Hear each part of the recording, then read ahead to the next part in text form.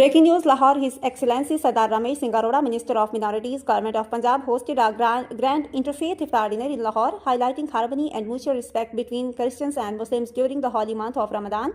VIP guests included Archbishop Benny Travis, Bishop Alexander John Malik, Bishop Nadeem Kamran, MP Ejaz Alam, Augustine, MPA Sonia Asher, MP Tariq Gill, Sardar Kalyan Singh, Sardar Bishan Singh, Health Minister Salman Rafiq, Alama Raghab Naimi, Mufti Atiq Hussain, Dr. Babar Munir, Father Asif Sadar, Father Baskarat Siraj, Father Nakash, along with consuls general from the UK, Turkey and other countries. Senior civil authorities, clergy, scholars and Sikh grantees from Kartarpur and Nankana Sahib, heartfelt congratulations and thanks to Sardar Ramesh Singh Arora for organizing this historic and magnificent interfaith iftar dinner.